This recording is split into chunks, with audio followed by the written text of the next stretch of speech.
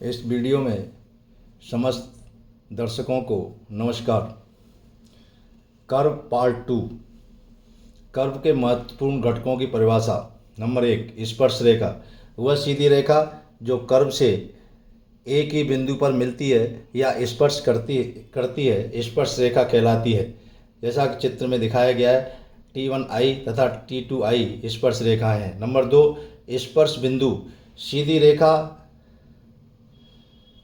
जिस स्थान पर कर्व की परिधि को टच करती है वह बिंदु स्पर्श बिंदु कहलाता है। T1 तथा T2 स्पर्श बिंदु हैं। नंबर 3, स्पर्श रेखा की लंबाई।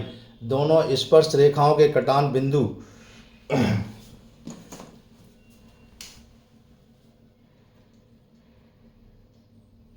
बिंदु I से स्पर्श बिंदु T1 एवं T2 की दूरी टेंजेंट लंबाई कहलाती है। इसकी गणना निम्न सूत्र से की जाती है। T बराबर R tan θ/2। 4, लंबी जीवा। दो स्पर्श बिंदुओं को मिलाने वाली सीधी रेखा लंबी जीवा कहलाती है। यहाँ पर T1 T2 ये लॉन्ग कॉर्ड है। छोटी जीवा, कर्व की परिधि पर स्पर्श बिंदुओं के अतिरिक्त अन्य दो बिंदुओं को मिलाने वाली सीधी रेखा शॉर्ट कॉर्ड कहलाती है। नंबर 6, डिफ्लेक्शन कोण।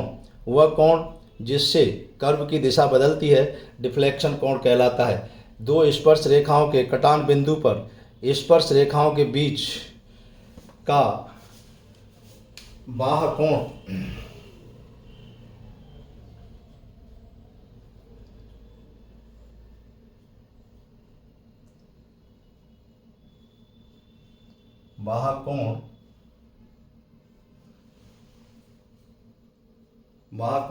डिफ्लेक्शन कोण है। इसको एंगल PIT2। Central angle. किसी आर्क द्वारा उसके केंद्र पर बना कोण सेंट्रल एंगल कहलाता है। T1O T2 ये सेंट्रल एंगल है।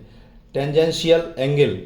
लॉन्ग कॉर्ड तथा टेंजेंट के बीच का कोण टेंजेंशियल कोण कहलाता है। जैसे IT1 T2 अथवा IT2 T1। Tangential angle. Long chord तथा टेंजेंट के बीच का कोण टेंजेंशियल कोण कहलाता है। इसका मान डिफ्लेक्शन एंगल का आधा होता है। Intersection angle. टेंजेंट रेखाओं के बीच का कोण इंटरसेक्शन एंगल कहलाता है। वर्साइन। जीवा के मध्य बिंदु से आर्क की लंबवत दूरी वर्साइन कहलाती है। V बराबर PS। ऑफसेट। स्पर्श रेखा से सर्किल तक की लंबवत दूरी ऑफसेट कहलाती है। जैसा चित्र में दिखाया गया है, O1 O2 आदि जो है ऑफसेट हैं। अपेक्स। आर्क का सबसे उच्च बिंदु अपेक्स कहलाता है। यह आर्क का मध्य बिंदु होता है। 13, अपेक्स डिस्टेंस। आर्क के उच्च बिंदु यानी मध्य बिंदु से स्पर्श रेखाओं के पॉइंट ऑफ इंटरसेक्शन की दूरी अपेक्स डिस्टेंस कहलाती है। 14, आर्क। गोले की परिधि का कोई भाग आर्क कहलाता है। 15, त्रिज्या। सर्किल के केंद्र से परिधि की सीधी दूरी त्रिज्या कहलाती है। इस वीडियो में इतना ही। धन्यवाद।